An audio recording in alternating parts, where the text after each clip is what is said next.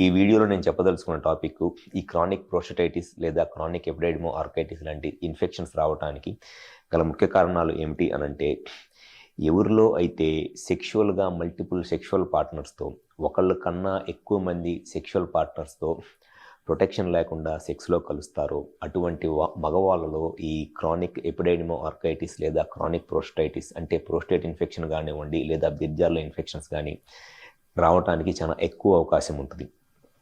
So ఈ problems వల్ల వచ్చే మెయిన్ సమస్య ఏమిటి అనంటే, ఇటువంటి వాళ్ళకి టెస్టిస్లో ఇన్ఫెక్షన్ ఉంది అనుకోండి, టెస్టిస్ అంతా చాలా బరువుగా లాగుతున్నట్లు, వాళ్ళు ఏ పని మీద ఫోకస్ చేయలేరు, చాలా టెస్టిస్లో డిస్కంఫర్ట్గా ఫీల్ అవుతూ ఉంటారు. ఎప్పుడు ఏదో టెస్టిస్ని ఇట్లా పైకి పుల్ చేసుకుంటే కంఫర్ట్గా ఉంటుంది అని చెప్పేసి చాలా ఇబ్బంది పడుతూ ఉంటారు ఈ టెస్టిస్లో ఇన్ఫెక్షన్ ఉన్నవాళ్ళు.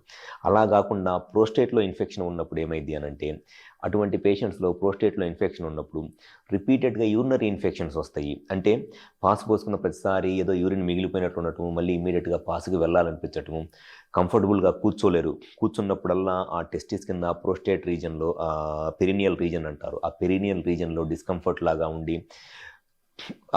ప్రాపర్గా ఎక్కువసేపు కూర్చోలేరు, ఎక్కువసేపు కూర్చొని పనిచేయలేరు. అటువంటి ఇబ్బందులతో ఆ పెల్విక్ రీజన్లో పెయిన్తో దాంతో ఇబ్బంది పడుతూ ఉంటారు. ఎప్పుడైనా సరే ఈ క్రానిక్ ప్రోస్టేటైటిస్ లేదా ఎపిడైడిమో ఆర్కైటిస్ లాంటి ఇన్ఫెక్షన్స్ ఉన్నప్పుడు ఇటువంటి వాళ్ళలో స్పెర్మ్ కౌంట్ కూడా తగ్గిపోయింది. అంటే ఈ ఇన్ఫెక్షన్స్ వల్ల వీర్యకణాల కౌంట్ కదలికలు తగ్గిపోయి పిల్లలు పుట్టడానికి కూడా ఇబ్బంది అయింది. అండ్ కొంతమందిలో ఈ ఎపిడైడిమల్ ఇన్ఫెక్షన్స్ వల్ల కానివ్వండి, ప్రోస్టేట్ ఇన్ఫెక్షన్స్ వల్ల కానివ్వండి, శీఘ్రస్ఖలనం అంటే ప్రీమెచ్యూర్ ఎజాక్యులేషన్ లాంటి సెక్షువల్ సమస్యలు రావడానికి కూడా చాలా ఎక్కువ అవకాశం ఉంటుంది.